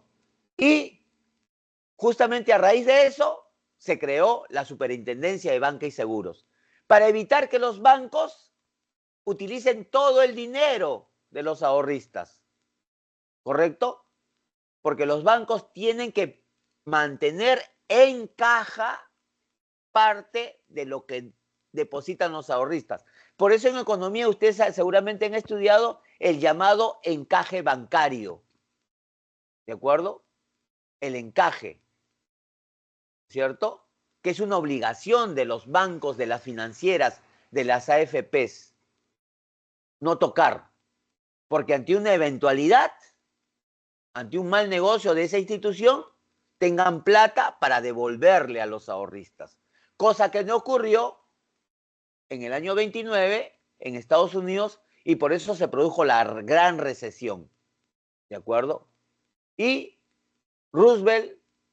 Franklin Delano Roosevelt, ¿no es cierto?, hizo una política que se llamó el New Deal, donde intervino el Estado para regular y solucionar esa crisis del capitalismo. Y para terminar, la superintendencia tiene la unidad de inteligencia financiera. Esta unidad de inteligencia financiera, ¿qué es lo que hace, chicos? Detecta el lavado de activos y el financiamiento del terrorismo, ¿correcto? Ustedes saben que hay mucha gente que está metido en algo turbio y que gana mucho dinero, los narcotraficantes, la gente que está metida en corrupción, los secuestradores, los delincuentes, la gente que está en la minería ilegal del oro, en la tala ilegal, ganan fuertes cantidades de dinero. Y ese dinero es ilícito, es un dinero sucio.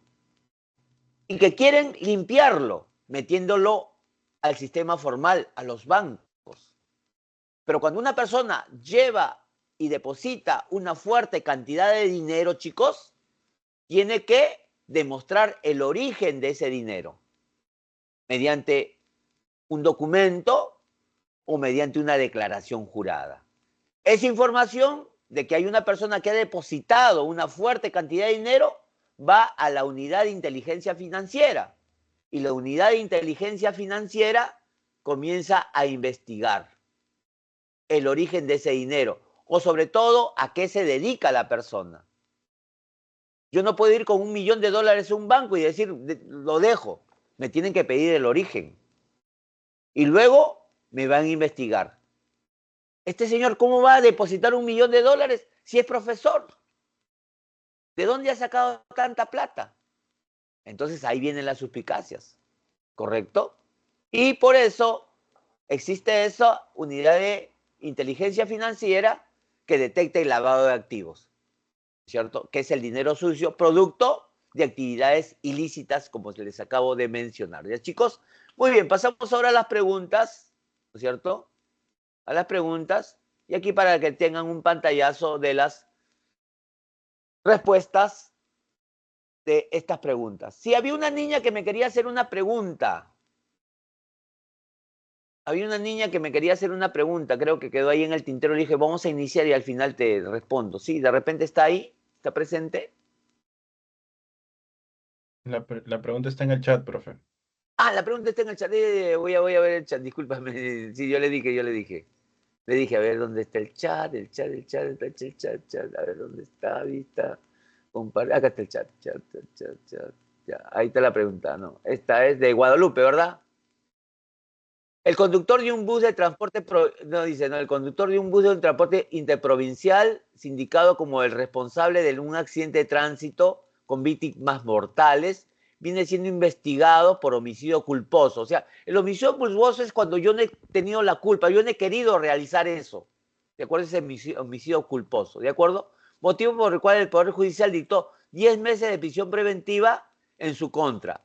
accediendo de esta forma al requerimiento del fiscal, ¿no? Del representante del Ministerio Público. Al respecto, ¿la decisión adoptada por el Poder Judicial se ajusta al debido proceso? A ver, sí, porque se trata necesariamente de pérdidas de vidas humanas. A ver, vamos a ver. No, porque merece un mayor tiempo de condena por tal delito. Esto es. Sí, porque fue un acto premeditado según la Fiscalía. No es un delito culposo, o sea que no lo quise hacer, no fue un accidente, ¿no? Yo no tuve la intención de hacerlo, ese delito culposo. No, esta no es. No, porque todo ciudadano debe afrontar un juicio en libertad. No necesariamente. No necesariamente. No, porque para que una persona vaya a prisión preventiva, tiene que haber algunas causales, que pueda fugarse, que pueda obstruir a la justicia, en fin, ¿no? Esto no es así. Sí, porque en una medida que cautela la acción de la justicia, sí, porque es una medida que, claro, muy bien, una medida cautelar, dice, ¿no? El conductor sindicado como responsable de un accidente de tránsito con víctimas mortales viene siendo investigado por homicidio culposo, motivo por el cual el juez dictó 10 meses de prisión preventiva en su contra, accediendo de esta forma al requerimiento del fiscal. ¿No es cierto? Al respecto, la decisión adoptada se ajusta al debido proceso. Claro, sí se ajusta, porque es una medida cautelar, ¿de acuerdo? Que cautela la acción de la justicia. ¿Por qué? ¿Por qué? Porque este ciudadano de repente puede fugarse. Y para eso, correcto, para eso se da una medida cautelar. Y una medida cautelar es justamente eso, ¿no? Que esté en prisión preventiva para que de esa manera, ¿de acuerdo?, no fugue o no trate de repente, obstruir la labor de la justicia, ¿no? Entonces la respuesta vendría a ser la letra E. ¿Ya, chicos? Muy bien, hijitos. Entonces eso es todo cuanto le puedo decir y yo ya me estoy despidiendo y muchas gracias por todo. Profe. Muchas gracias, chicos. Muchas gracias.